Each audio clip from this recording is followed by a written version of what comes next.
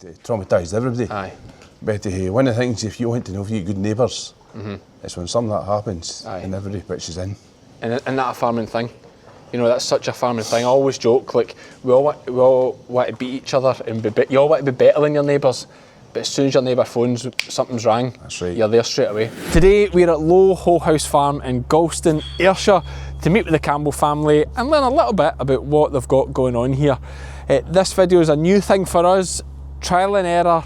Hopefully we can pull it all together and make it engaging and enjoyable for you, but do let us know in the comments what you think of it, what we could do better and something that we can maybe improve on in the future. To make this all happen and to fund the average looking cameraman behind the scenes, this video's got two sponsors, so thanks to Tipari and to Dairy Flow for sponsoring this podcast. Tipari, as many of you know, make the best cattle and sheep handling equipment on the market, and Dairy Flow are a local Ayrshire company providing 24/7 technical support to dairy customers and dairy farmers all around the country, not just in Ayrshire. So thanks to them for sponsoring the podcast. We'll hear more about their products on this farm. More I'll show you about. Wally, Robert, Margaret, thanks for having us here at Holehouse Farm. Wally, I suppose this initial bit, we'll do a bit of introduction to the farm. How many acres are you running here? Currently we're running about 550 acres with about 40 to 50 acres rented over and above just for summer grazing. The other 500 acres owned, generally? 550 acres are owned. Oh, 550 owned? Yes. Plus an extra 50 on top? Yeah. Is that been a generational thing? You've had that for years? Or? My mother and father moved here when I was 5. There was 140 acres at that time. This was a derelict rundown place. There had been a fire. Before that, a lot of stone had been destroyed. The house was neither wind nor watertight. They worked away from there and built it up. It was 1992 was a pivotal point. A man by the name of Jimmy Henry, I'm sure you've heard him, late Jimmy. Henry, he's no one Henry Brothers, yes. We'd bought some cattle from him the week before and William didn't have a passport. I phoned him on the Friday night and said, do you have a passport? He said, I haven't a passport, we have a farm for sale. Right. I said, well, I don't think I can face that. Anyway, the next day we went to see it and by the end of the weekend we'd actually agreed to buy it. By the Monday morning I had to phone the banker and tell them what I'd been doing at the weekend. Okay. But we'd prepared a business plan that went ahead and that took us up. That was another 150 acres on top of the 140 that we have here. That was over at Rankinson. Right. That was a fairly major... Are we over actually at the village of Rankinson? Yeah, but, right. You know, it was a great move because I'd always been renting a wee bit of ground wherever I could. Mm-hmm. And the summer before that, when we went round all our cattle from Maybole to Lochwinnoch, it was a 150 mile round trip. Wow. And if there was something wrong, you did the milking and then you started again. Aye. So to have 150 acres in the one bit, 14 miles away, but you knew you had it. The other thing about rented grazing is, and you'll know this, Cammy, you have it, you get it into shape, and then the neighbour decides that they would like it. Mm-hmm. So we had security then, and that was a huge step forward. Eventually we traded that. We get the chance to buy land up at Auchincloy. So in 2000 we bought 102 acres. 2 years later we bought another 56. 2 years after that we bought another 50. So there's 189 acres up there. We had rented some at Rough Dyke. We bought 88 acres there. And then we traded Dalmacaw, which was down at Rankinson, and bought 123 acres in the top side.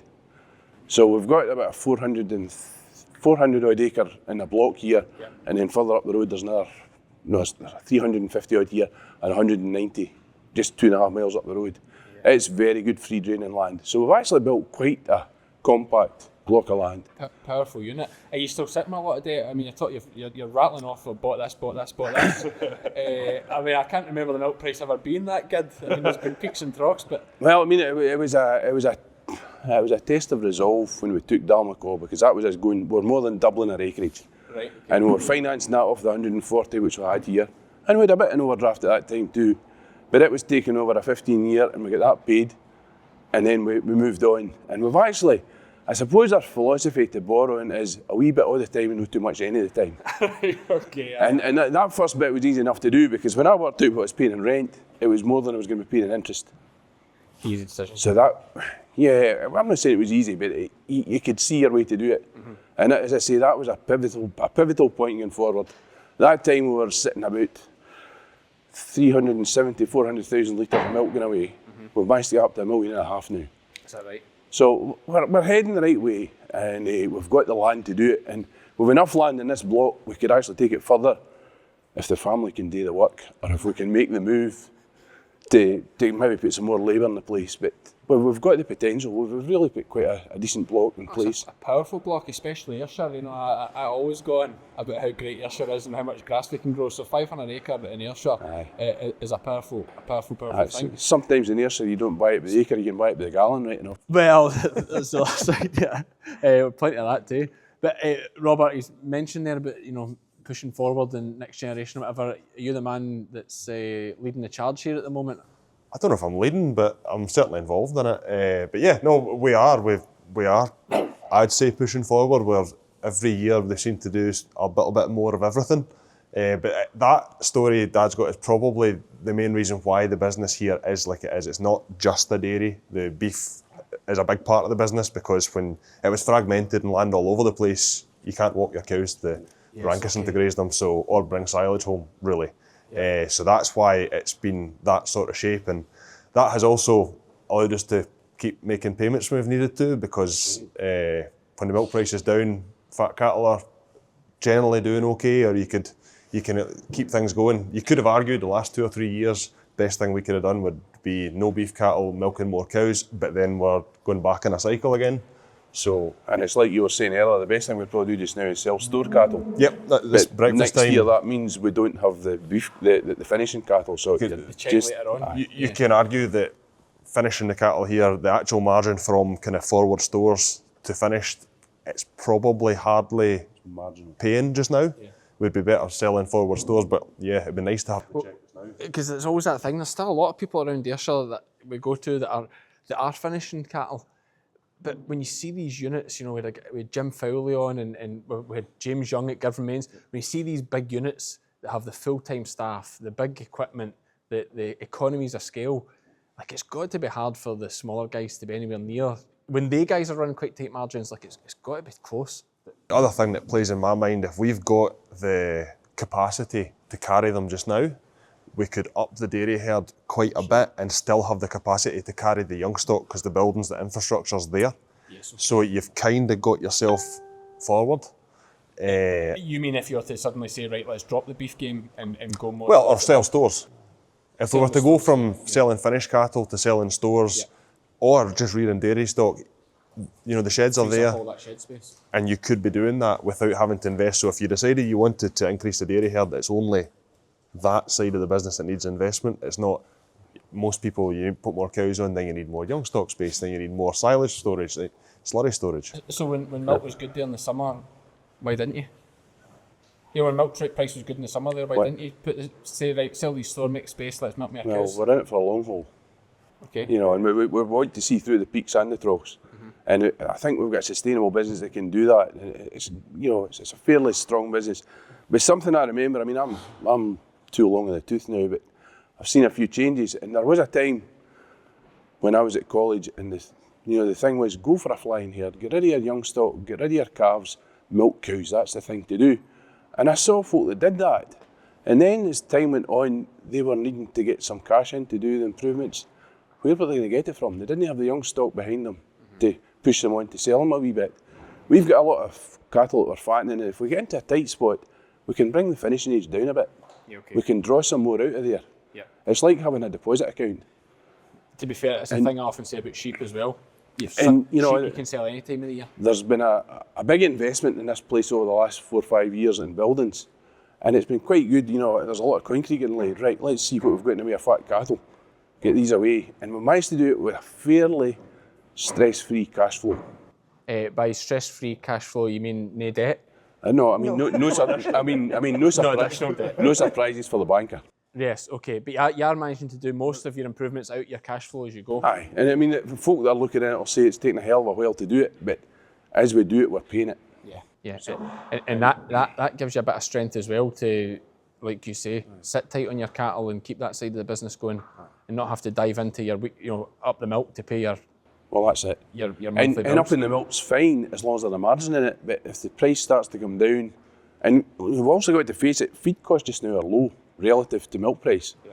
If feed costs take a rise and the milk price doesn't, you'll be wishing you were doing something else. Yeah. And basically, what we're trying to do is grow grass and turn it into money. That is the theory of what we're doing. And I don't really care whether that's a cow, a bullock, or a sheep. As long as they're converting into something that we can sell, that's what we're about. You're winning. Margov's a team effort here, and I liked as well. I mentioned to Robert about if he's pushing on, but I like that he clawed me back a wee bit, and I could tell what he's really saying there is actually it's an even team here. You're all working as teammates and a family. Nice. You're an integral part of that. What's your main roles here on the farm? Me? Yeah, Boss. Calves. there's got to be a leader. Well. No, just the one that does all the beds, cubicles. He can runs everywhere and does what needs doing. Yeah, Keeps the I don't paperwork in always- check. Aye. Paperwork. paper's a massive part of it. Huge. This number of cows and keeping it right. You're with The- first milk. First milk with Nestle. First milk Nestle.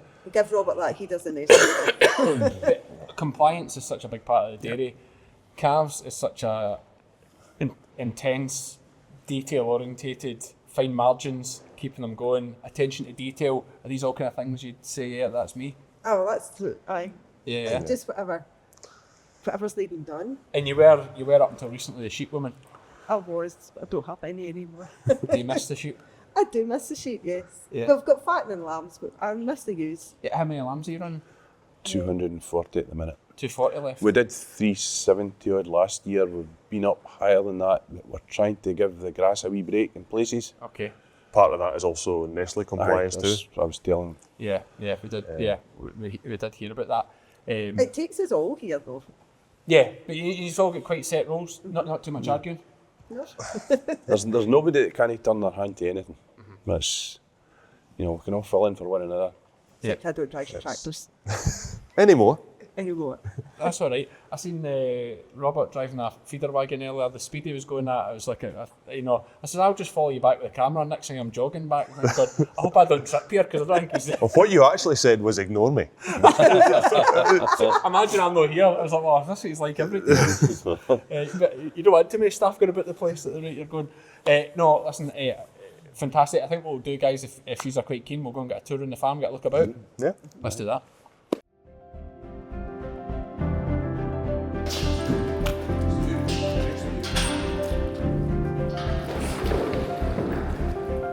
So what's happening with this one, Robert? This cow has had a seeder and she's on a seeder sync programme and The seeder is going. the seeder is not there. So there is a chance that another cow has flicked it out or it has just come out, but it's there. Or it's further in than we thought. Okay, good result. Job done.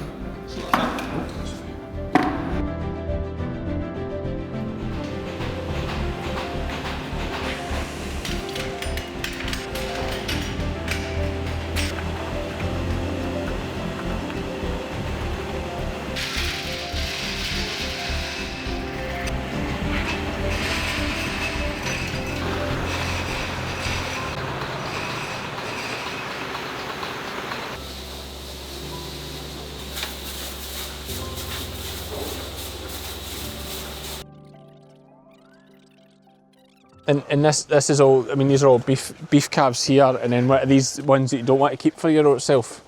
Or it's just random, these are just... These are almost in age order. These are younger than them. But is there not something about you don't want to put dairy calves on slats because then they don't line the cubicles, or is that nonsense? Well, we've been doing it and it's going okay. When they get a comfy cubicle, they'll lie in a comfy cubicle. Yeah, okay, right, okay. That's it. In the fullness of time, I would like a shed for heifers or a better shed for heifers.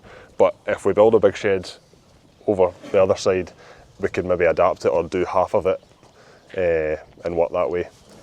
Anything involving slurry tanks is quite expensive. We all want more sheds, huh? That's it. I've got the parlour and do that bit.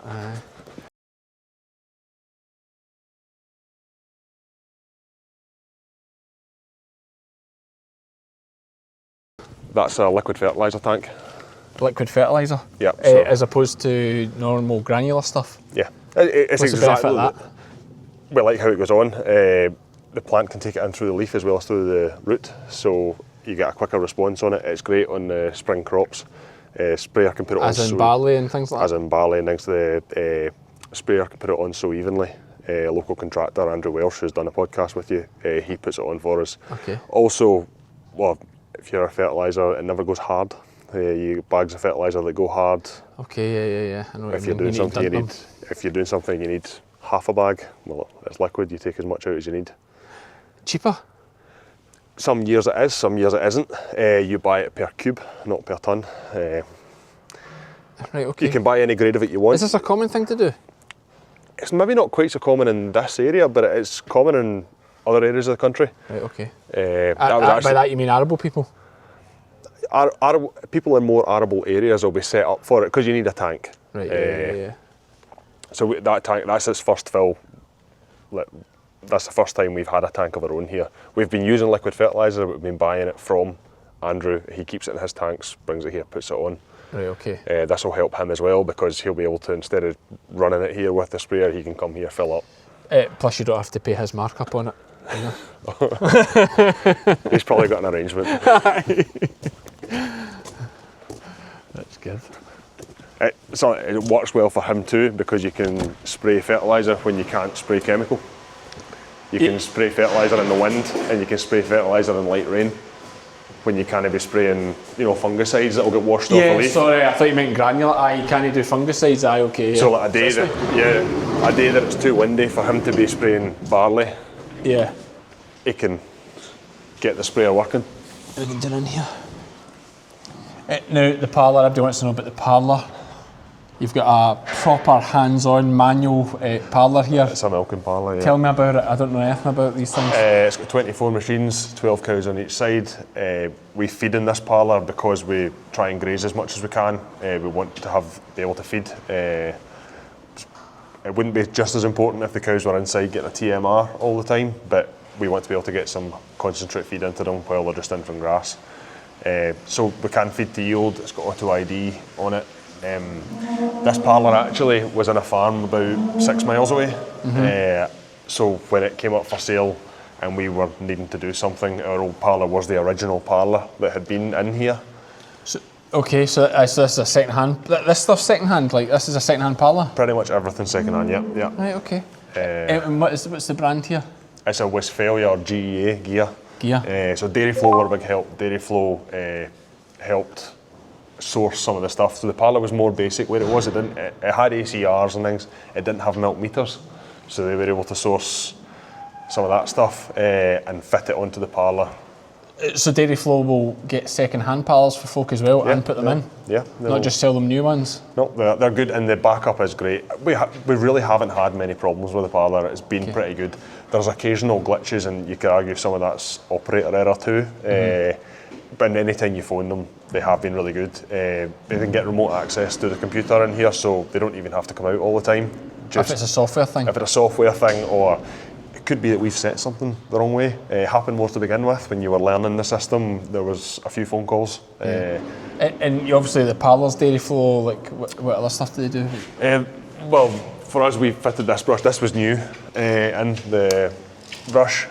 This is for the teats? Yeah, so very similar to what you'll see on a robot. Yes, if you've seen robots work, it's of very similar. Yeah.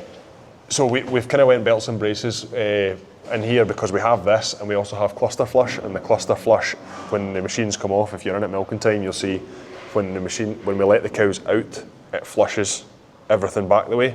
Right. Again, like how a robot would do it. Yeah, okay.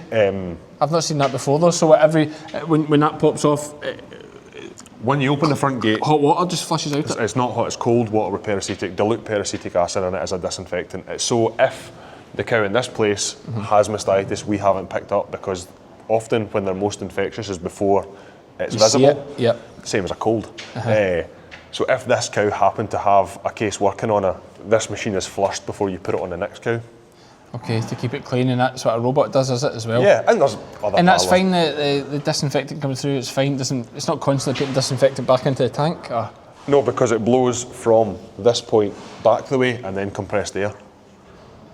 To blow it right out, but you're not having that, I mean, it's obviously a safe chemical. It's like extremely chlorine, dilute. like chlorine or something like that. Yeah, it's a peracetic, very dilute. I think it's 2%. Yeah, okay, so it's next to It's nothing. very dilute, and it's the same chemical as you would use to clean the milk line.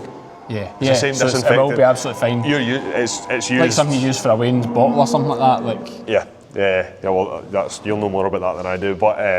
no, we never used a bottle. To That's be the fair, same. but It's a chlorine-based disinfectant that comes through the brush, Right, okay. but it's chlorine-based, same as drinking water or a swimming pool. That's And here's one thing I learned. I thought, because when I used to milk cows when I was a boy, we used to always draw the tits out first. Do you draw the tits out? do sometimes. I have to admit, we used to always do it. Is the new guidance that you don't, or what's the story? I think the guidance is that you do, but in the real world, when you need to get on, we don't often do it. That is the best way to pick up anything wrong with a cow. And if you suspect something, you obviously do. Yeah. But when you're in a parlour, you need to get on. Quite often you don't. Right, okay. But the parlour also tests the conductivity of the milk while the cow is milking, and it will flag that to you on the computer. It will flag that a cow, her conductivity of the milk.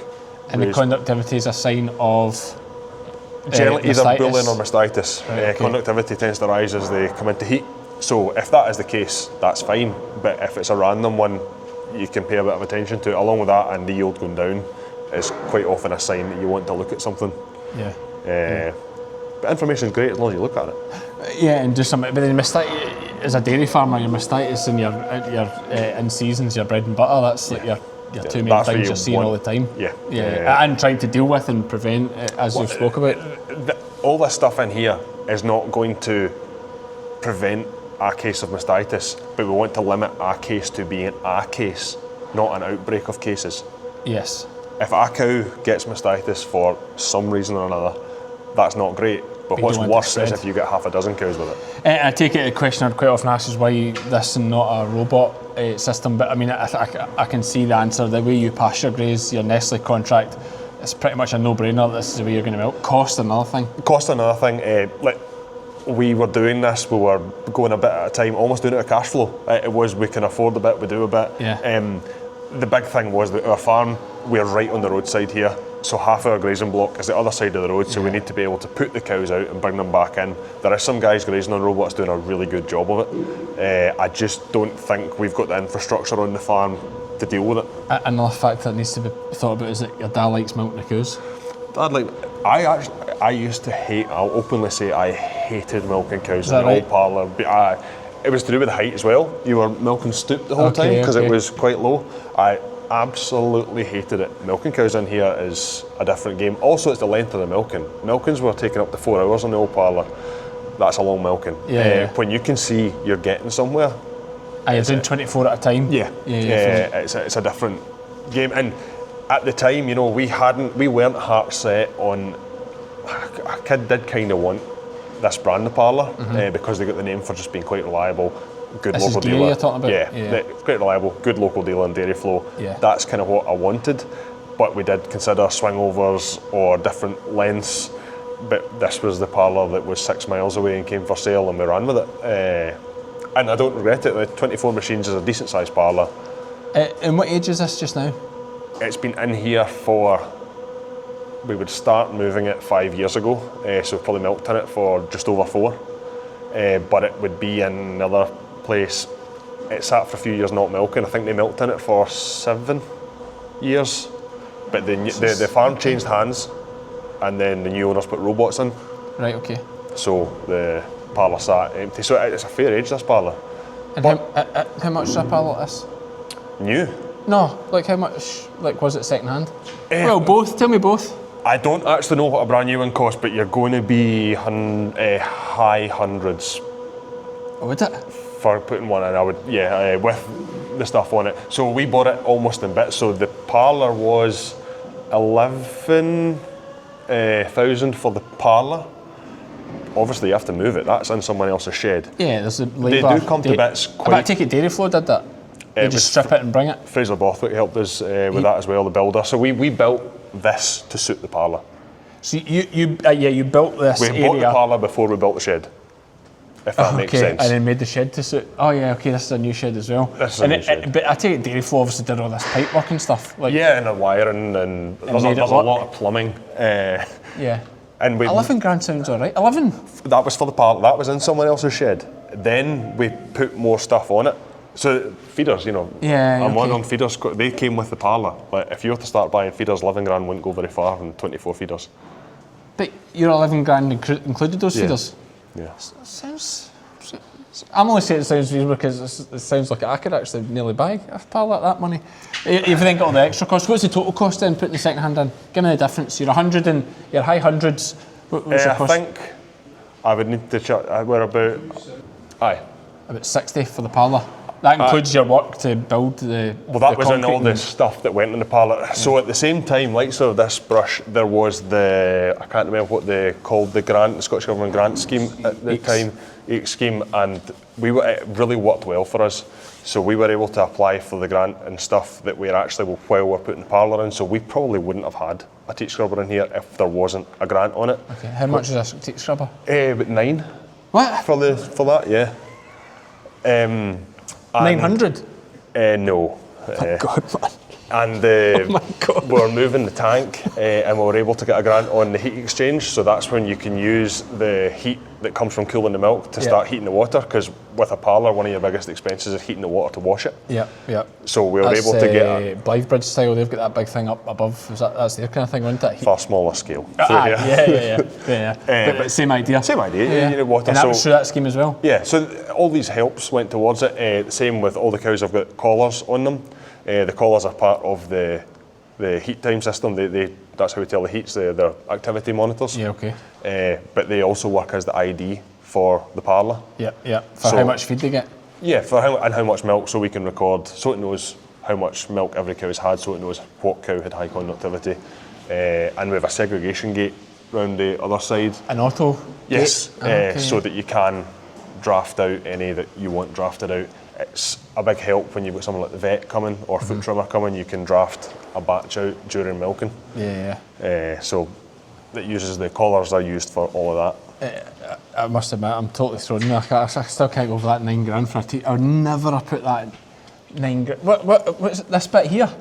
That and through in the dairy there is a system, so it uses 2 chemicals. It uses a base chemical and an activator, and it filters the water, mixes them until ready to use. So and there's then more pumps it technology through there. Yeah, there's more technology. It has been, touch wood, quite reliable.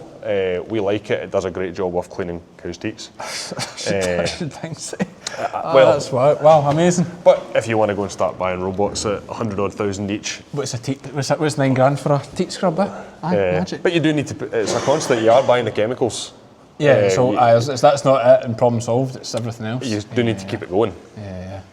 Wow, that one shook me. Right, we're going to see this other bit. Aye. What's the parlour? So Margaret, we're in the calf shed here. You're the gaffer of the calves. Talk me through what's happening here. What's happening? Well, we built this new shed to bring the calves away from the air of the cows to try and get rid of pneumonia. Pneumonia is the worst thing. Okay. We have been vaccinating a lot more this last year, and it has made a difference. How many vaccines are they getting? They get intranasal twice, and we're also giving them a Protivity, a mycoplasma one, and it has made something has made a difference, and we haven't had nearly the amount of pneumonia this winter. So you think it's a combo of, we walk down through the way out that harsh light, but you've done the extra vaccine and moved them into this shed, is that? Well, they've been in this shed for 4 years now. Right, okay. 4 or 5 years we've been in this shed, but we brought them across here thinking we'd get rid of the pneumonia, and we still had pneumonia. Okay. Brought them away for the air of the cows, built a big airy shed, still had pneumonia, but we're vaccinating even more than ever. You think they were getting it from the cows? Well, they're wanting to take them away for the air that the cows were breathing, so they weren't getting anything for the cows. It's fresh, clean air. Fresh, clean air, across the road, completely separate, to try and improve calf health. And were you having bother with losses? Yes, we got losses, but you also got so many that had pneumonia and didn't thrive as much as... Scarred lungs and... Yes, you had losses, but you also had a lot of ill-thriven cattle, whereas if we can try and keep away the pneumonia and things, hopefully we'll not have so many losses later on. Yeah, okay, yeah, and thriving animals, thriving of course, animals, which is efficient Yes. and good for profit. Yes. I'm looking here, don't know much about the dairy. These look like dairy cattle. We've got a mix. We've been AIing the cows, so we're using sexed Monty and Frisian semen. Monty is Montbelliard? Montbelliard. Okay. And Frisian semen. So you And- have some Montbelliards already? Yes. Like there's some cows that are milking that are Montbelliards? Just the first of the Montbelliards are calving just now. Okay. The other ones are Fleckvies that's in with the cows. We're quite a mix of cows. Yeah, that's right. Is that you just trying to figure out what you like, or? Well, we've had Fleckvies for quite a while. And we had Monties before that, but this is the first of the AIing starting to come into the herd. Okay. We used to just work with a bull and the bought-in replacements because it was a beef bull, but now we're starting to breed some of our own. So that's why we've got quite a mix of colours. Yeah, but yeah, it makes it nice. Are you think eventually you're going to settle on something, or you think that adds a good variety? Do you think it's good for the milk to have a bit higher fats? They quite like a bit of variety. Yeah, okay. And for the fats? We don't like an extreme animal. As in a Holstein? A Holstein. Yeah, The okay. Holsteins go to the Fleckvies, the Fleckvies go to a Holsteins, so that you're getting you're Balance. not getting an extreme animal. And we have beef calves further up here? The beef calves are mixed among them. Okay. They're just in here in the way Yeah, is that they're an born. Angus there? There's Anguses and Limousines? limousines, a couple of Charlies up. A There's Charlie. a Charlie here, a wee grey calf. And there's a couple more Charlies, but just everything's just in their age in this shed really before they get separated off. So yeah, beef and dairy will be separated later. Are you sex semen? Semen for the dairy. Yeah, okay. And You you're get not, the occasional bull, but not many. yeah, okay. It's a good percentage rate. Yes. And you think your mortality has been improved with this second vaccine? Yes. Okay. A big difference this year to the calves. And with calves like this, I don't see any fancy calf auto milk feeder in here. These are all off the milk. Cart. Oh, you no, have a these are on milk. These are on milk, right? Okay, yeah. But I've got a milk cart up there. Is that like a thing with the wee petrol gun Yes. thing? Okay. That yeah. makes a difference. That's a good job, is it? Yeah. But it would have been before just pails into the trough. Yes. So this means no running back and forward with pails. You just Aye, but they're still in the trough. They're still getting fed in the trough. Yeah. Or some of them are on feeders with teats on them. But yes, the milk cart makes a difference. It means you don't have all the physical carrying. I quite like feeding them myself and not a feeder because I like to watch the calves and make sure they're doing all right. Yeah, okay. I'm not quite sure with a milk feeder how you would spot things just the same. Yeah, I wonder, do they have collars that just tell you? I think some of them do. I like to be feeding them, like to watch the calves. Yeah. I like to, if there's any doubt at all with a calf, I'll take its temperature and treat it. Yeah, if it's not coming forward. If it's not coming forward or it's not sucking enough, I'll treat it. I'm not confident enough for a milk feeder to know that it would catch everything. Yeah, but to feel we're the same with the ewes this time of year, coming up to lambing, one great thing about feeding them is you see straight away them. if there's something not right and you can deal with it. When we were debating about what we were going to do, it had to be something that I was still physically feeding them so that I could still physically see the calves every feed time. Yeah, but I take it you're still going to these shows and saying, oh, have a wee look at that and, get ideas. That's obviously where you see the milk cart came from, just looking at new technologies all the time. Yes, and But you're set on this. I hadn't been very well and we needed something to help me. Right, okay. Make the job easier. Well, as Robert says, keep me being able to feed them. And Robert says, I'm not feeding the calves, so we need to get something to make it easier for mum. When we came across the road as well, we built this new shed. He brought the hot water across here so I didn't need to carry pails, the hot water from the dairy to here. So the hot water was in the shed, everything's in the shed, so that I didn't need to carry it as far. How many pails do you think you've carried in your day? A lot. It used to be 6 foot tall, is that right? Just as the pails? It's the length of the arms. They're getting longer.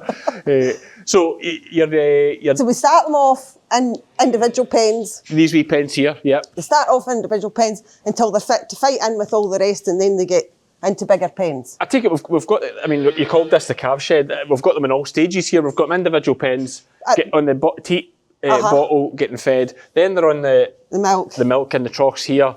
Then over this side here, this is them off the milk on the hard feed. What are you feeding them?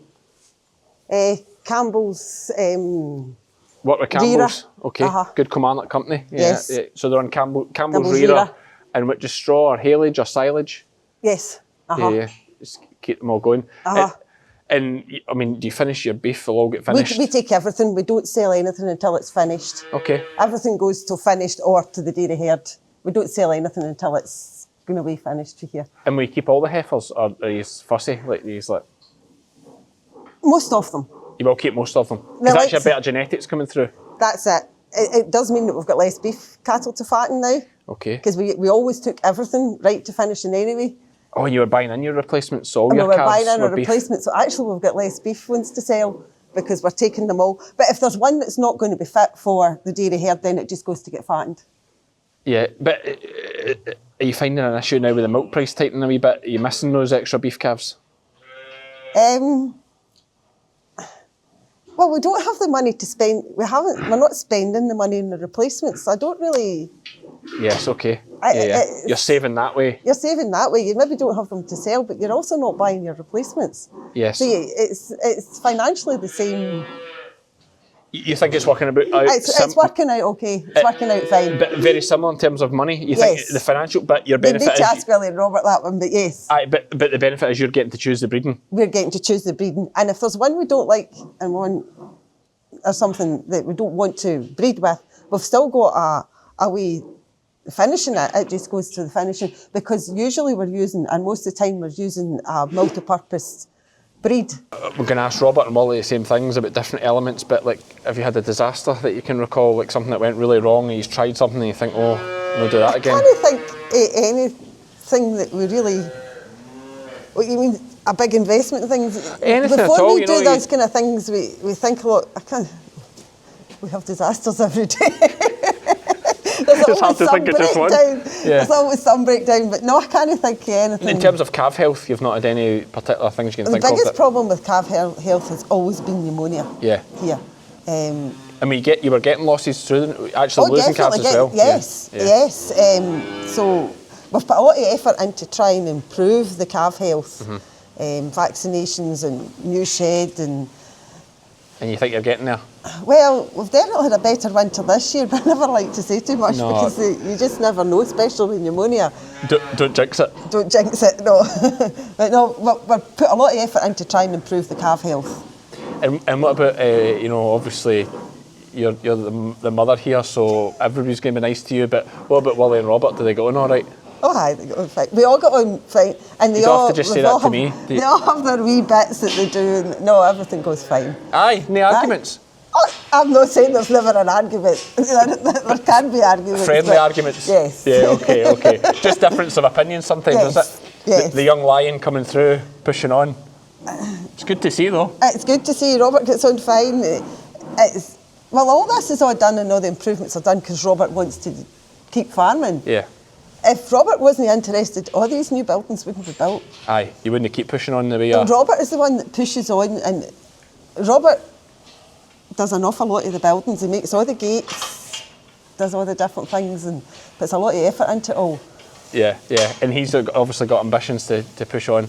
Robert wants to push on, and that's why we're pushing on as well. I was going to say, does that not give you a buzz and like an extra, Well, you know? you help him because he's wanting to keep going, but no, Robert wants to keep going, so we'll keep helping him. But I'm saying, But he also thinks about everything that everybody else wants. Like he helps when buildings are built. We've built them all to try and make it easier for everybody.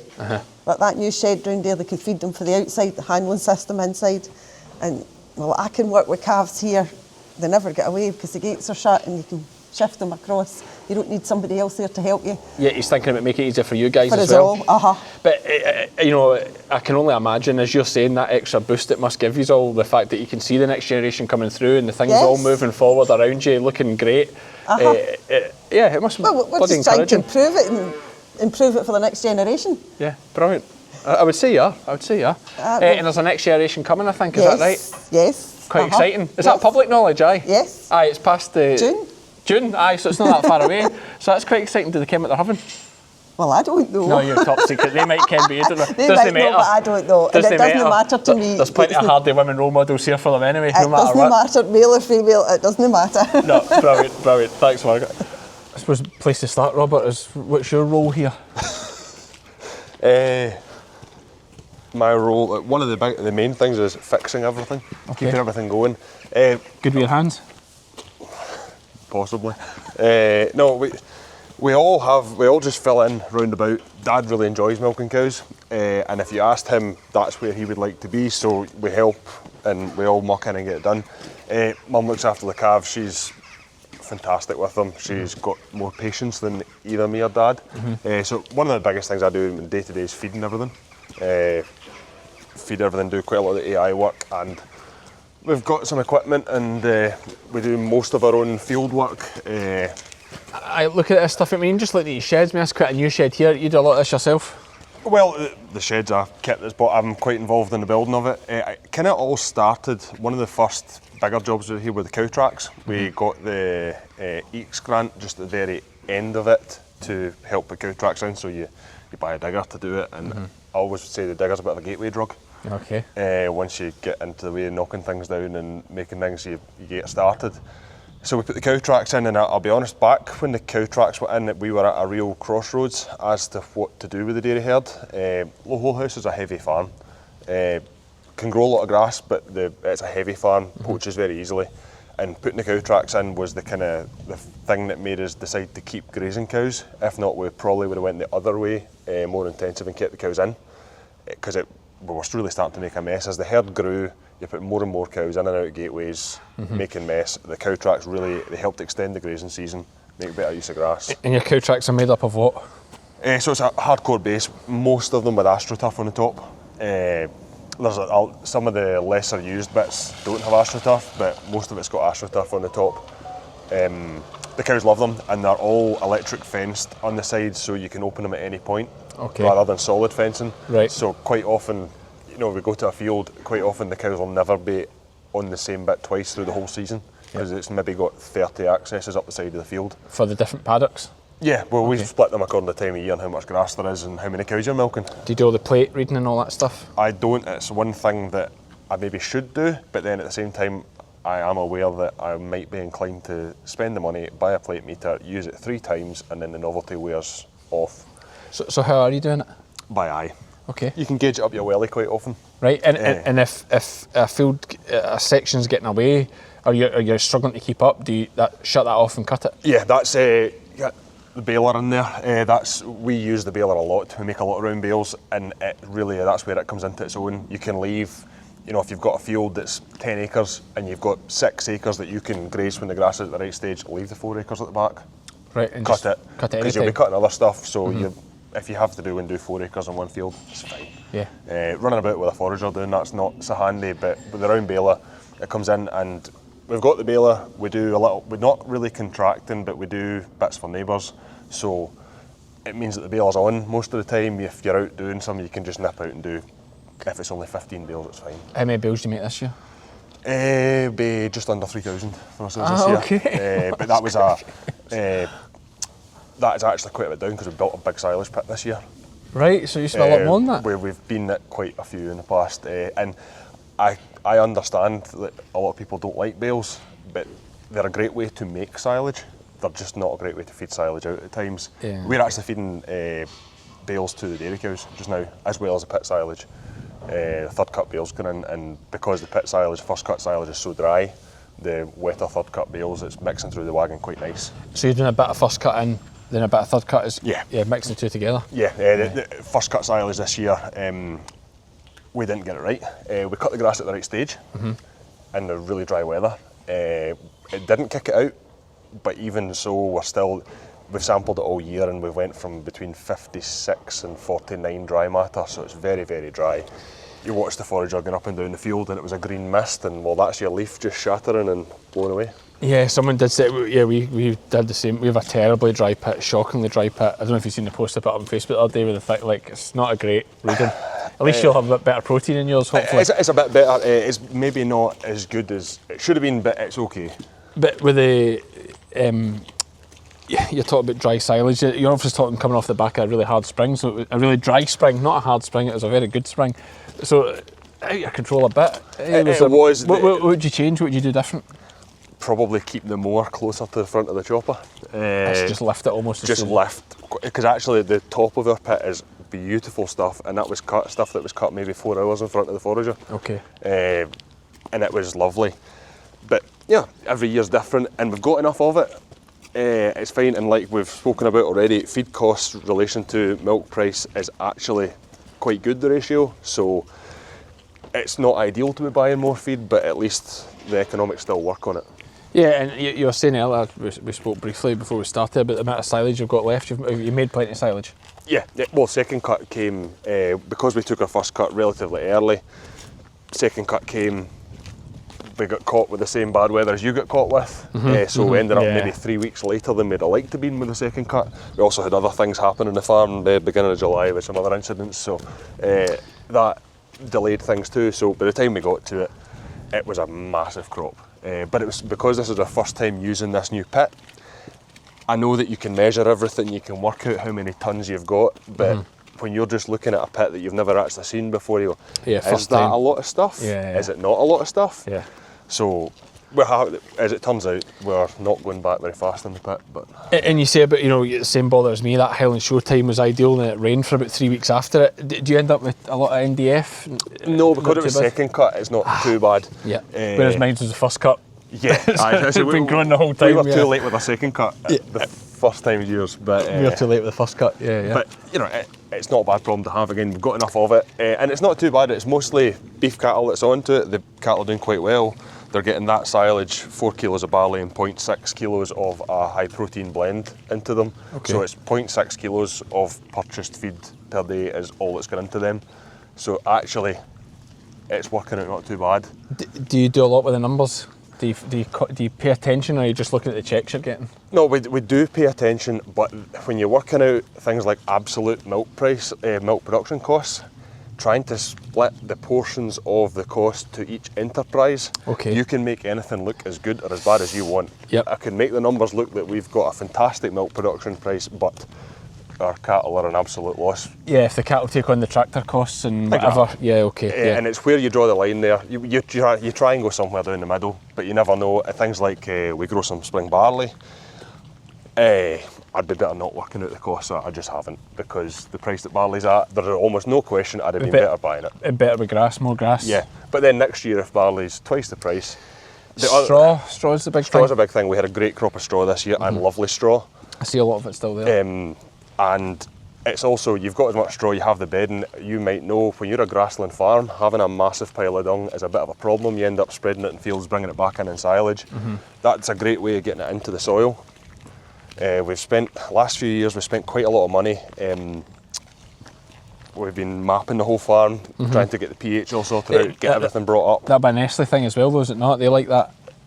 Farm maps. Interestingly enough, yes, you need to sample. It doesn't actually say you need to do much with the samples, but... and with your mapping, are you going to do variable rate like spraying and fertiliser application? Are you going to get into that? Yeah, with variable rate lime has been done already. Okay. This should be the first year of going back round the farm, having brought everything up to 6.5. Okay. So I'm waiting on the results coming back. The samples have been taken, they're away. We'll just need to see when the results come back, but I'm hoping there's not a massive recommendation for another 1,000 tonne of lime. Is that what you put on, was it? Last year it was heading up there. It wasn't quite, but it's quite a big check when you...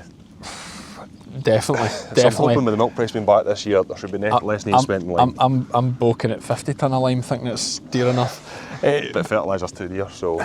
And there's no point doing it if your pH isn't right. But are you dubious about the variable rate application, or you think that'll be bang on? Like, does it worry you when you see, as farmers, with a lot of these things, when you see it just a wee bit there, you're probably like...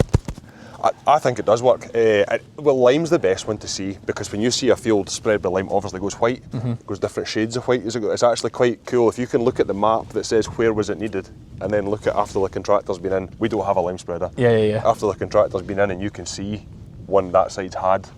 It's actually quite cool to see. As far as fertiliser, because we've got quite a lot of slurry, our P's and K's are not too far out. Okay. We're going to top it up a little bit this year, but I think it was 12 tonne of fertiliser total of the straight P's and K's to get the whole place back to where we need it. So yeah, it's not too bad. We also sample slurry. We sample the slurry throughout the year so that we know what's going on, because you obviously want to take that into your calculations. Bonnie shed, another shed you built. You put this shed up? This shed, this is its first winter. Okay. And this is obviously a new silage pit here we're talking about. Yeah, well, it made a bit of sense. When you dig a slatted tank, you have a lot of dirt to move. Earthbank pit uses a lot of dirt. Oh, sorry, soil. I'm thinking slatted tank. I'm thinking slurry. So as you dig out that, you just made the bank for your pit. That is a big pit. Yes, it's one of these things that when you put pegs in the ground, you think, I don't know. And then once you do this, I know. The bit that's annoyed me all year is we rolled it with a dip at the top, and then the water runs down the face, so it looks like you've left it for weeks. But so that isn't all the way through the pit. That's just because the water runs down the front. Right. Okay. But yeah, and the silage is kept well. The cattle enjoy it, and there's lots of it. That's us. We're about halfway back, or not quite. Yeah. It's a lovely pit to fill. This is the only pit you have now? No, there's an indoor pit with dairy. This is just second cut silage. Oh yeah, the indoor pit. Okay. So we've a fair pile of bales and first cut pit. Yeah, it's a lot of forage. But better to have it than not. So it makes a lot of sense when it comes to keeping this shed. There's a lot of cattle in this shed. Silage is here. There's a meal bin over there with an auger on it that fills into the wagon. You can feed a lot of cattle in not very long. I mean, just looking at this shed here, you've obviously got a fantastic cattle handling setup. Well, yeah, the story behind that is me and Dad went a few years ago to see a shed, and it had a narrow passage up the middle. Okay. And we always thought that would be great because I didn't like slatted sheds where you had to bring cattle to the outside to put them in and out of pens, because you'll know what it's like. You open a gate, you wanted one past you, 5 get past you, you're suddenly chasing cattle around the yard. Yep. That keeps them contained. And then when I started looking at it, you have to put in, so below all these panels are lintels. Okay. So there's a row of posts.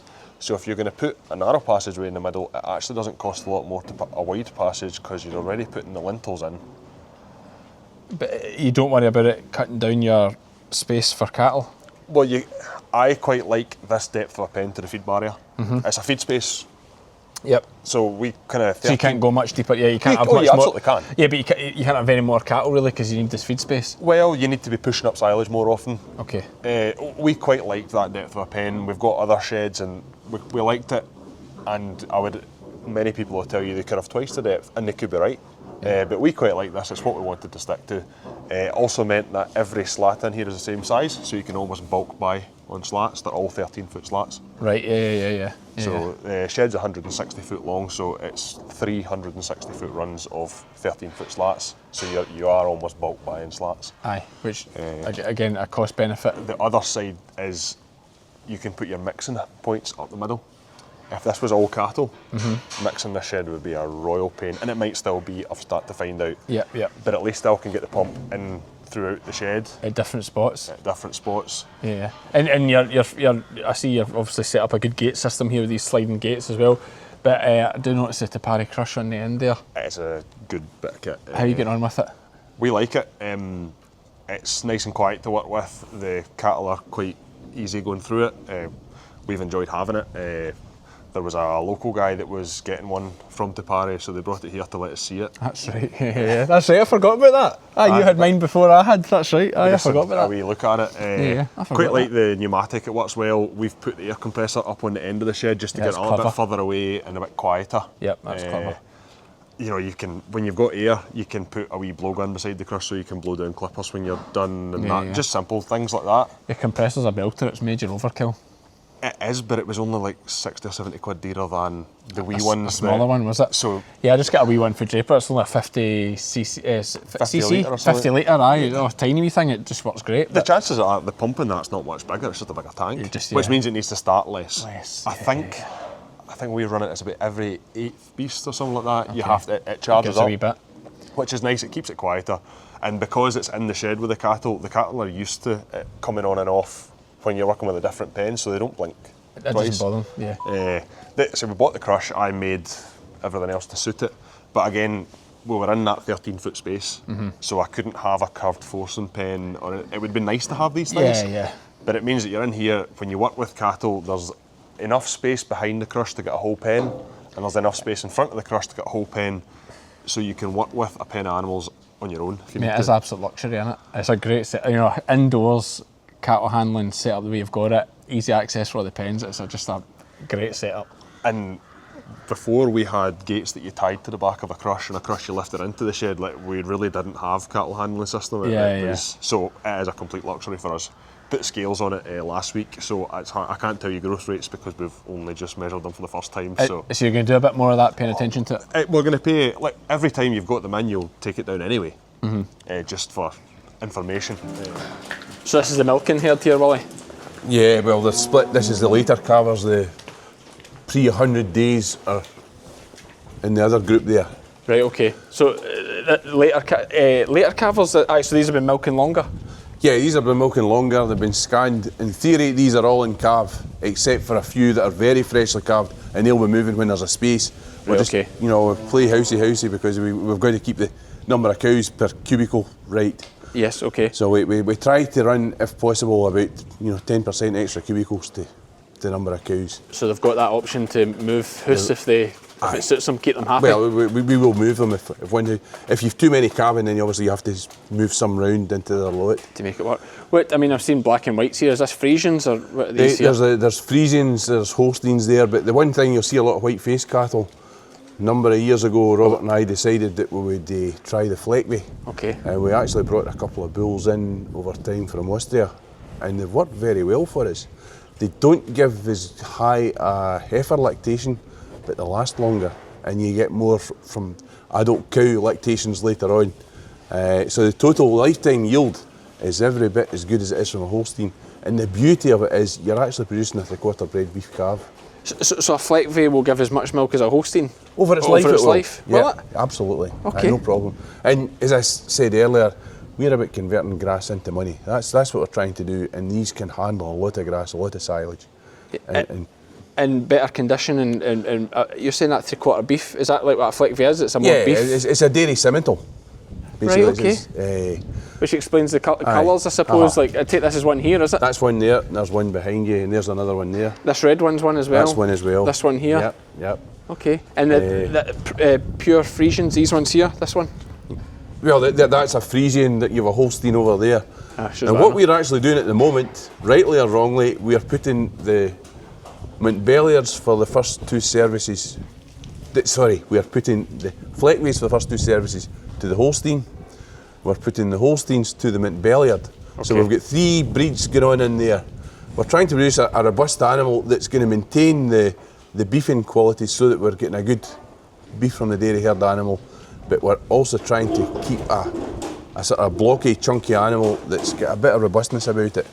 One of the things you do notice with the Fleckbys and the Montbelliards is you don't get the high peak yield immediately. Okay. Because they're bred, back in history, they were bred to rear a calf. And a wee calf can't handle 40, 50 litres of milk. Straight off the bat? Yeah, but by the time that calf is big, it can. And you get a very level lactation. You don't get the high peak, but it's very level right through. And it gives you, I'm saying this and it'll maybe go wrong for me, but it gives you less metabolic problems with the cows because they're not putting us under huge stress at the beginning. So we like them. So you have less issues with staggers and milk fever and these things? Touch wood. I'm saying that, and we'll probably go around the corner and find something that refutes the argument, but there you are. They carry a bit of flesh, they are robust animals. And your milk contract, if we go we wander over here, your milk contract here, who's the milk contract with? We are with First Milk, but we're dedicated to Nestle. So our milk goes from here to Girvan for the chocolate crumb. Okay, so you work with First Milk, but First Milk have a contract with Nestle, and you're one of the farmers that go to Nestle? And we work within the parameters of their contract, we comply with all their production standards. Which include? Which includes grazing at least 120 days of the year, moving your cows. We're in 12-hour grazing shifts, we shift the electric fence every 12 hours. Not going back onto that ground for 28 days to allow the roots to get back down to keep the carbon capture right. We do. You probably saw as you went around untidy hedges, but they don't want the hedges cut every year. Okay. We've got the bird boxes up. We do worm counts to make sure that our soil structure's right.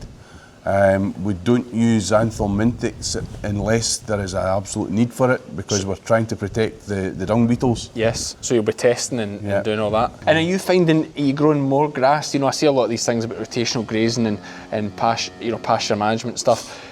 Do you think rotating the cows like that helps you grow more grass? There's no question you do. And more significant than that, you actually utilise the grass far better. Okay. Even if you're growing the same amount, you get more out of it. You're making more milk or beef out of the same amount of grass. But the fact that you rest it, you get the leaves back up, you get more photosynthesis taking place, so you do grow more grass and you utilise far more. We'd like to think we're probably utilising top side of 70% of the grass we grow. I mean, it's really quite frightening if you go into a conventional grazing system, how little of the grass that's grown you actually make use of. And that's because what, you're leaving the cows on it too long? You're leaving the cows on it too long, there's rejected areas. Where the dung sits. And the thing about a cow is, when it grazes down an area of grass today, what comes back up is short and sweet, and it'll go back there tomorrow and do the same bit. And the bit that it didn't graze yesterday, it doesn't bother with.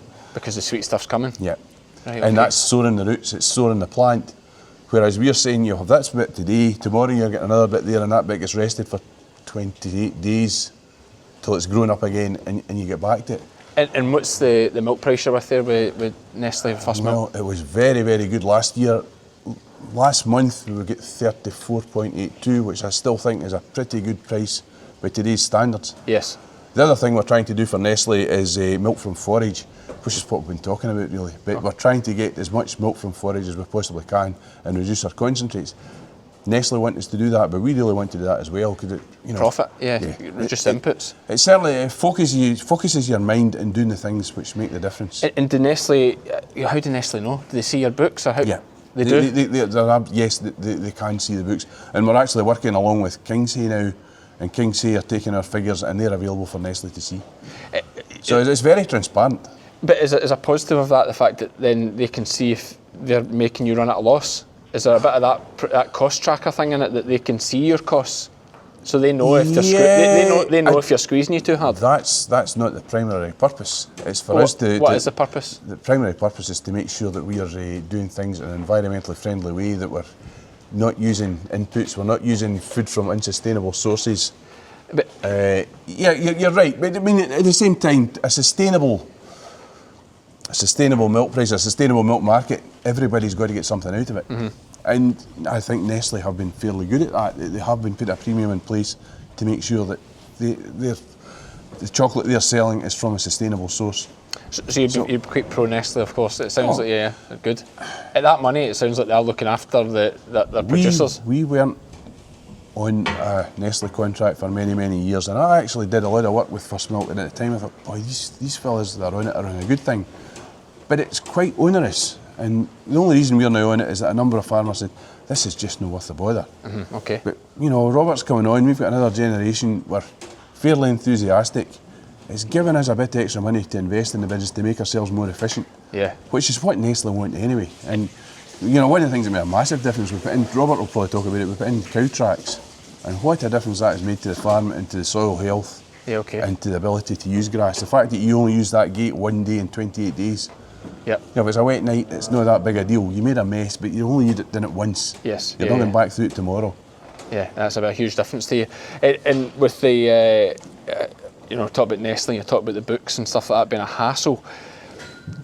Is it a case of the fact that when things are good, yeah, it is a bit, but when things are bad, that's when you're saved? Because, there's people, you're on 34 there, there's people down in the mid-20s. Absolutely. And okay, yeah, there's a bit more work perhaps to tick the boxes and whatever, but your bottom's never going to be as low as some other poor folk are. We really hope it's not. Yeah. We really hope it's not. There's a wee bit the other side as well. Some of the things that we've been asked to do, you think, how do I actually cover the costs of doing that in relation to what's required? Mm-hmm. But if you look at the whole gambit, the whole production, it's working to our benefit. Yeah. Would you know your cost of production? Cost of production, feed costs are about 12 pence a litre. At the present time, we hope to get that down a bit during the summer. Yep. We're using 1.5 tonnes per cow. Of feed the winter or over the year? Over the year. Yeah, okay. We're producing 7,600 litres per cow, which is a big improvement in where we were 3 or 4 years ago. My theory's always been, if I can get 3,500 litres from grass, then what's the point in pushing that cow much harder? You may as well put another cow in the system, take another 3,500 litres from grass. Yeah, okay. Because grass is what we can grow. It's back to the story of grow grass and turn it into money. Yep. And use the cows to turn it into money. These are grass harvesters. Yep. Yep. And that's what we're about trying to do. We're managing to get 5.2 lactations per cow which I'm quite pleased about. And the fleckways are making a big contribution to that because they do last that bit longer. What would a Holstein generally be, would you know? It's going to be something about 3.5. Okay, and you're getting 5.2? Yeah. Yeah, okay. Yeah. And I mean, there is a cow in here that's had 11 calves. But with that longevity, is it 11? Yeah, that's impressive. We'll try and find her. But with that longevity, does that then mean you're needing to produce less replacements, which means you can then do more beef calves? That's right. Okay. Aye. So I mean, and that's not a new thing. We've been working at that because for many years we were a flying herd. We were buying inner replacements, and the incentive was there. It was very transparent. When you're writing a big cheque for replacements, that's money out the door. Yeah. If I can make the cow last a wee while longer.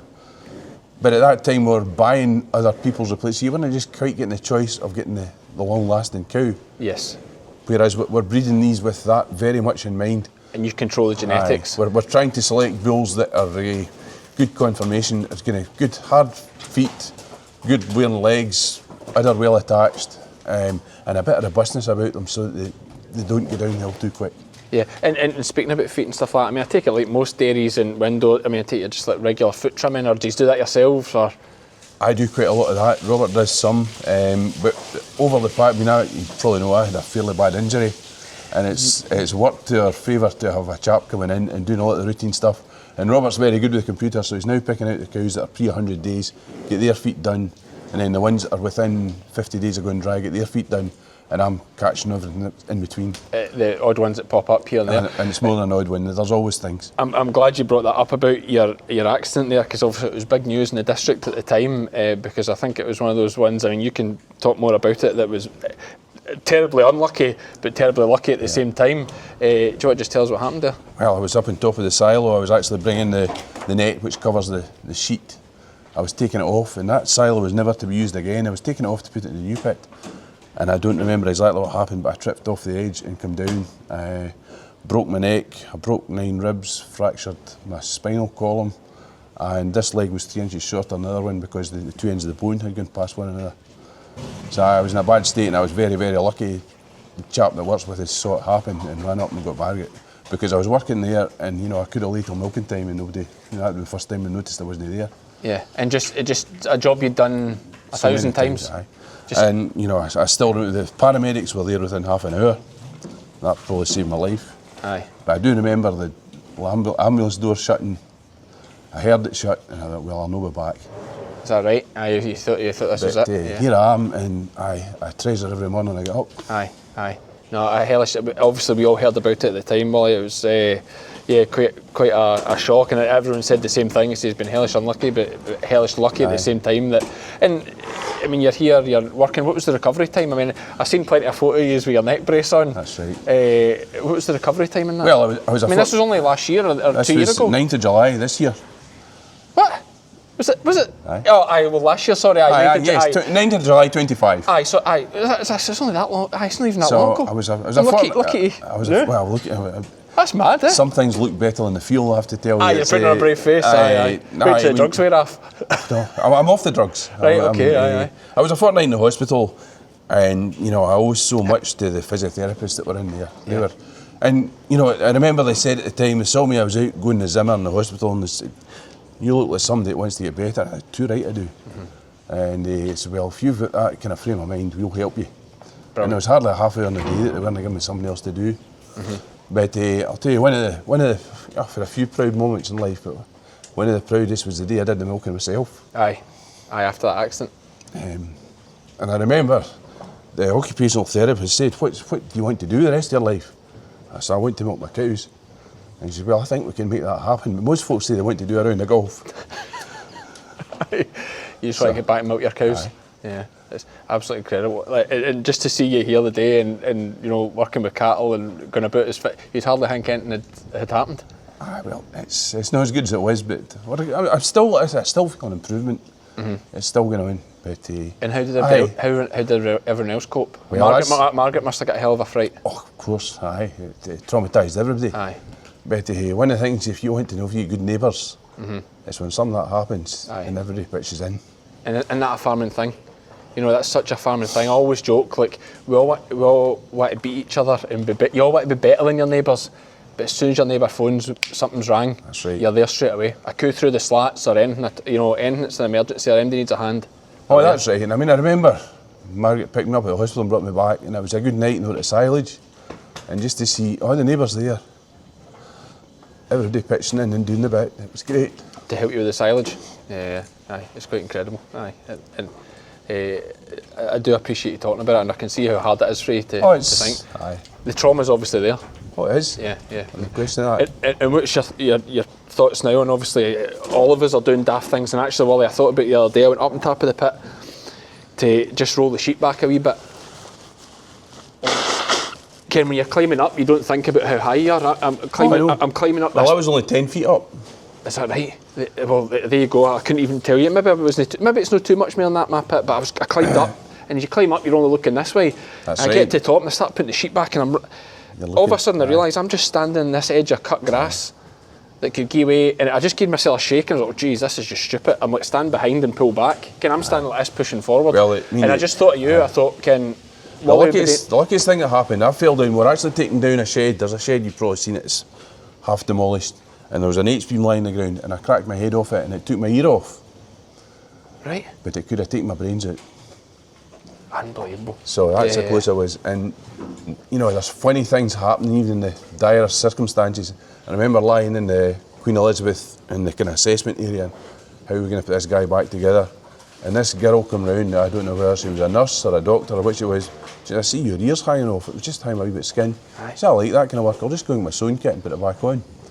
And the time I was lying in the trolley. While they were worrying about the rest of it, she stuck your ear back on. And she said, this is going to hurt a bit. I said, everything hurts, don't worry about it. Aye. But that was, when an H-beam has done that to you. Yeah. And you obviously you do a lot with the NFU and to push farming forward. Like everybody in the parish kens you pretty well for your work you do with that. But I mean, what's the big message, the big takeaway for that incident? Well, is there one, Cammy? You go in and you do what you can. The message has got to be, this is a dangerous industry to work in. A lot of people work in themselves. I'm not a good communicator. Mm-hmm. I can communicate to you, I can talk to an audience, but I'm not good at letting folk know what I'm doing or what I'm wanting done. I just go in and do it. Mm-hmm. And that's probably one of the worst things you can do. I should have been saying to folk, this is what I'm going to be doing, that's where I'll be. Yeah. They'd probably said you're a daft bugger, you shouldn't be doing it anyway. But that's by the way. And I say the message is, when the chips are down, this is a tremendous community. Yeah. And it's recently I was very lucky. I don't know if you've seen, and I didn't know I was this embarrassed. I'm not trying to say my own thing, but it's more about the community thing. I was very fortunate I got the NFU ambassador thing, and I didn't know I was getting. So I didn't plan to say anything like that. But it was just the first thing that came to my head when I was feeling a wee bit emotional about the whole thing, because it just caught me up a wee bit. I just wasn't. I love this industry. It's the people, and I said that, and I said I want my kids to grow up in this community with the values that we have. Of look after your neighbour, help each other, respect. Right. Respect. You should never be hesitant to help your neighbour, because you never know when you want that. You need it back. That credit back. Yeah. But you're talking about messages. I mean, this seems daft, but as I say, when they shut the ambulance door, I thought, this is all over. There was squealing noises in my head, there was flashing lights. It was just.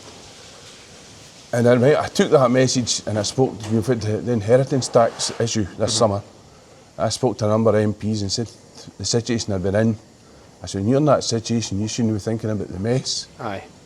That might be left at home. Aye. You should be thinking about getting better. No, I don't know how that cut ice or not, but. Yeah, you're spot on, Molly. Good man. Good on you. No, it's a good message there, a great message, honestly. And I think you're also hitting the nail on the head about what is the message, because you're no daft. You didn't know. We do these things and we think it'll be fine, because that's why we do them. If we thought it wasn't going to be fine, we wouldn't do it. And that is probably the crux of the farming. And I spoke recently. See if an industry was to come in and start running farms, and they had to put in all the health and safety stuff that they need in a warehouse. Exactly, I know. It would never pay. Well, and it would never work. That's one of the things. You can imagine me if the risk assessments done by the scores and that, because the insurers, the health and safety executive, you start to think, how could we ever operate if we were to do it the way it should be done? Yeah. I just don't know how you'd start. Yeah. When you get to the end of the day. And last night, and you were there at the meeting, and they're talking about a margin, and you think, if we were actually to comply with everything every other industry does, milk has to be £1 a litre. It just wouldn't work. Yeah, yeah. And the folk of this country are well fed because we are working at substandard levels. Yeah. And cutting costs that really shouldn't be getting cut at all. Absolutely. You're spot on. You're spot on. And I'm not grumbling about it. No, it's one of the beauties. We've got ourselves to blame because we're going to, no matter what the price is, we are going to do everything. We're going to bust the gut to get that product on the marketplace and build our business. And it's also one of the most, although it's a negative thing about the industry, it's also one of the great things about the industry, is that we can just charge on and get things done. I know. We make things happen. And I've said it before, if shit did hit the fan and there was a national security issue and people need fed, we would make it happen. With COVID. Yeah, we would make it happen. We do the work. We'll up production. We'll go and plough a golf course like they did during the war. I watched that in Landward. They used to play. You know, now we're planting trees everywhere. It wasn't that many years ago we were ploughing golf courses to produce food. So the farmers can make it happen. But I appreciate you talking about that, Willie. You're some man. Right, well, the gentleman that you have, there was a man that we almost forgot. Who we had in here? What we've got to add in is Alistair here, who's the mainstay of the whole enterprise. He's here on a Monday, a Wednesday, and a Friday, and whoever else we need him. And if it wasn't for him, we'd be lost. Aye. And what's it like working here, Alistair? All right, all right. Well, folks all right to work for. Are they fine? Aye. It is worth mentioning that, Wally, we heard from Ellen, you did mention Alistair earlier, actually, it's just dawned on me that he was the man. He was the man, that's right. After your accident, so not only is a bloody good worker, you're a bit of a hero as well. Aye, is that? Aye. So, no, good on. What's your main jobs here, Alistair? Anything or anything. I like that. I like that. Anything but plans done, I just Would you like doing though? What my coos? Aye, like livestock. Aye. Like the coos. Aye. Aye, good man. And 3 days here and 2 days elsewhere. At Gertrude, aye. Where's better, here or Gertrude's? The two of them are just the same. Oh, he's great, Ken. You could be a politician, you're wasted in here. Great answers. Good on you, mate. The backbone of many a farm was somebody who can do a bit of grass, so good on you. Aye. It's alright. Gertrude is alright. I see a sheep open, but I never go away. Good man. Keep an eye on it. Aye, I've been there. Aye. I'm glad we came up here because this is definitely worth talking about. I've not seen a slurry store like this. I've seen the green ones, not ones like this. What's the story? Well, we've had one like this at home for about 15 years. So they're quite common. Well, more common than obviously you maybe think. I think, yeah. We priced. I had a few different ones. There wasn't much in it, to be honest, but it's what we knew. So that's what's here. I also think it doesn't stick out quite as much in the landscape. You can see we're quite an exposed site up here. If you built a shiny blue or green one, whatever one, it does reflect in the sun and stick out. I think once the trees are in leaf, it'll just kind of blend in. You think so? I've got the sun there, so I'll go for it. I feel like you think you're talking to the planning officer here. Maybe we will, You'll never see it. Right, you mentioned price there. What's the cost of a thing like that? I love talking the money side of things. It was about 115,000. 115, that's the whole job. We had, bar preparing the site. Yes, you scraped it at the digger. You have to level it, obviously, as you see. It's not too far off a level, but we did have to level the site. You hand the job over. When it's a slurry store, a lot of regulations around it. If it's more concrete, deal with getting it built so that they are happy that it's... Do you need planning permission for that? Oh yeah. You do? Yeah, you need planning permission. SEPA things and that Yes, too? yes. Okay. And more concrete do all that? That's the company that built it? Yeah, it's a more concrete store. So they do all that? Yep. And that's included in your cost? But you have to get planning permission if you built it, but as far as the SEPA sign-off, they have engineer certificates for the stores, and same as anyone that's built any slurry store. But planning permission, like what is the process? Is it just not a change of use, but like is it a prior notification? The same as building a shed. Aye, so it's minimal, it's like a couple £100 or £1,000. £1,000. Depending on the size, so the same as a shed on your footprint. Aye, but it's pennies compared to like a... It's not a house. You're not paying 30 grand for planning permission. No, it's like 1,500 quid. I think that's the ballpark of where it was. Okay. And yeah, we had to make a good road into it. We tried to build it here because it's quite near the middle. This block of land runs uphill from here and downhill for here. If you build it at the top of the hill, you've got all the slurry to cut all the way up. If you build it at the bottom of the hill, when you go to spread it, you need to pump it all the way up. Yeah. So it's trying to where we could put it, and we've also we're a full field back off the road, which for the neighbours and people there, it's just setting back that little bit rather than being right on the roadside, because we are aware it's a... Yeah, you're right. I know I'm winding you up about it being so big, but it is quite actually well positioned out the way. I mean, this road actually intriguingly, probably like a back road into mine at some point. Like this is a totally new road. This wasn't here. There was, but again, when we bought the land, there was nothing here. So a few years ago, we built a road in. It maybe wasn't as good as this. Yeah, okay. But there was we put the hard standing in. We got a few years ago, and then we've made it a lot wider, obviously for lorries and.